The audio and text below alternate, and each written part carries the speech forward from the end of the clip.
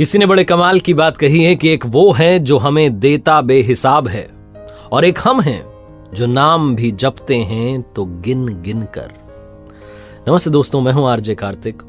एक बहुत ही आलसी लड़का था, कोई काम नहीं करना चाहता था। उसे किसी ने बताया कि एक आश्रम है, वहां पर जाओ, आराम से रहो, 2 समय का भोजन मिल जाता है, बीच में नाश्ता मिल जाता है। उसने कहा बढ़िया। सारे काम छोड़ करके, सांसारिक जीवन छोड़ करके उसने कहा बाबा बनूंगा। चल दिया। भोला भाला था, आलसी था, वहां रहने लगा।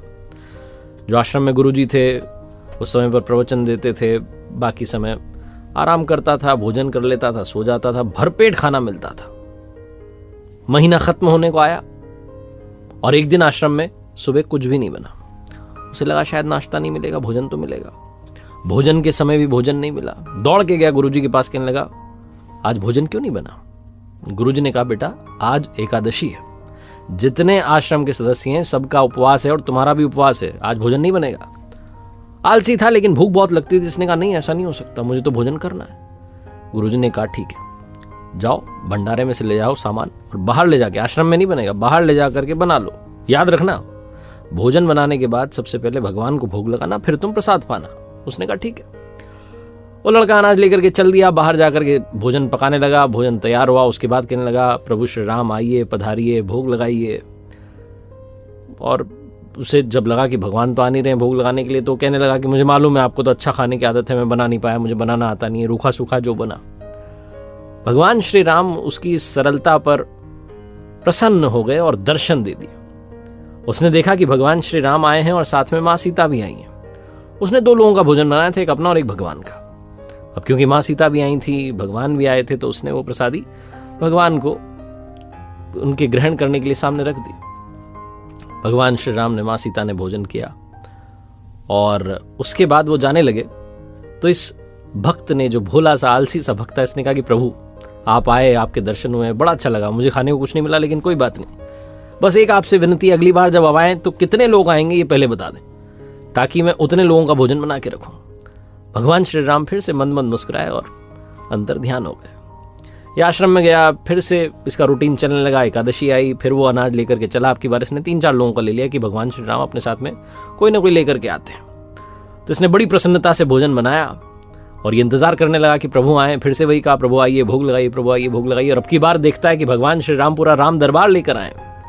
भगवान श्री राम, माँ सीता, भ्राता लक्ष्मण, शत्रुघ्न, भरत, हनुमान जी सब आए। अब इसने 3-4 लोगों का भोजन बनाया था, अब की बार फिर कम पड़ गया। इसका दिमाग ठनक गया। इसने कहा कोई बात नहीं। इसने प्रसादी ग्रहण करने के लिए सामने रख दी, उन्होंने भोजन किया, वो चले गए। अब की बार भी भूखा रह गया। फिर से आश्रम गया, वही रूटीन चला। फिर एकादशी आई, गुरुजी को कहने लगा कि गुरुजी अब की बार मुझे थोड़ा ज्यादा अनाज चाहिए। गुरुजी का दिमाग ठनका कि कर क्या रहा है, ये कहीं ले जा के बेच तो नहीं रहा है। तो उन्होंने कहा ठीक है, भूख से परेशान रहता है। इसने कहा कि नहीं, मैं परेशान नहीं रहता हूँ, बहुत लोग आते हैं प्रभु के साथ में, उनका भी तो भोजन कराना होता है। तो गुरुजी को लगा पागल हो गया। लेकिन गुरुजी ने सोचा कि एक बार चल के देखते हैं क्या करता है इस अनाज का। वो जो भक्त था भोला सा, वो लेकर के पहुंचा सारा अनाज और पहुंच गया नदी के किनारे और वही प्रेम से जो था पुकार लगाने लगा। लेकिन अब की बार उसने भोजन बनाया नहीं। उसने कहा मैं तो सामान रख लेता हूँ, वो आएंगे, जितने आएंगे खुद बना के खा लेंगे। गुरुजी छुप करके सारा देख रहे थे कि ये भोजन तो बनाया नहीं इसने, और आवाज लगा रहा है प्रभु आओ प्रसादी पाओ, प्रभु आओ प्रसादी पाओ। वो भक्त देखता है कि वाकई में प्रभु श्री राम पधारे हैं, अब की बार तो बहुत सारे लोग आए। तो उसने हाथ जोड़ के कहा प्रभु माफ करना, आप बहुत सारे आते हैं, मुझे संख्या पता नहीं होती है, मेरी हिम्मत नहीं कि मैं इतने लोगों का भोजन बनाऊं, आप स्वयं आइए, बनाइए, खाइए, प्रसादी पाइए। तो भगवान श्री राम मुस्कुराए। उन्होंने कहा अपने बाकी राम दरबार के साथियों से कि आओ भाई सब भोजन बनाते हैं। जो गुरुजी थे वो छुप करके देख रहे थे, समझ नहीं पा रहे थे कर क्या रहा है। तो दौड़ के आए, कहने लगे तुम अब तक भोजन बनाया क्यों नहीं, कर क्या रहे हो, देख क्या रहे हो उसको। तो उसने कहा गुरुजी आपको नहीं दिख रहा है, भगवान श्री राम पधार चुके हैं, माँ सीता आई हैं, हनुमान जी आए हैं, सब आए हैं, भोजन बन रहा है। तो गुरुजी ने कहा पागल हो गया है, मुझे तो कोई दिख नहीं रहा है। ये जो भोला सा भक्त था इसका दिमाग ठनक गया। इसने कहा क्या हो रहा है। इसने कहा भगवान कर क्या रहे हो, एक तो भूखा रखा हुआ है, गुरुजी को दर्शन नहीं दे रहे हो, गुरुजी मुझे पागल समझ रहे हैं, कृपा करके गुरुजी को दिख जाओ। भगवान ने कहा नहीं, मैं दिख नहीं सकता। तो उस भक्त ने कहा कि क्यों नहीं दिख सकते, हमारे गुरुजी तो बहुत महान है, बहुत जानते हैं, मुझसे बड़े ज्ञानी है, ज्ञाता है। भगवान ने कहा हाँ ज्ञाता होंगे, लेकिन तुम्हारी तरह सरल नहीं है। जो सरलता तुम में है वो गुरुजी में नहीं है।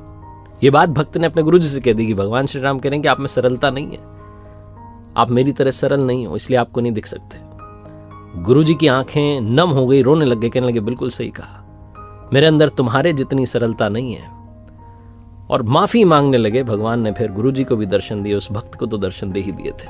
बहुत छोटी सी कहानी है लेकिन सिखाती है कि जीवन में सरलता सबसे आवश्यक है। जितने सरल बने रहेंगे उतना जीवन में आगे बढ़ते चले जाएंगे।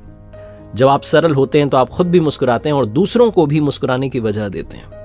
एक बार फिर से वही बात जो अक्सर आपसे कहता हूं, प्रभु के आशीर्वाद, अपनी मेहनत और अपने परिवार के प्यार के साथ कर दिखाओ कुछ जैसा कि दुनिया करना चाहे आपके जैसा। देखते रहिए मेरे साथ हर सोमवार सुबह 9:30 बजे एक नई कहानी और हर शुक्रवार सुबह 9:30 बजे लर्निंग सीरीज का एक नया वीडियो। याद रखिए एक नया चैनल मैंने शुरू किया है जिसका नाम है आरजे कार्तिक एक्स्ट्राज। वहां मोटिवेशन के अलावा बहुत सारी बातें आपका इंतजार कर रही हैं।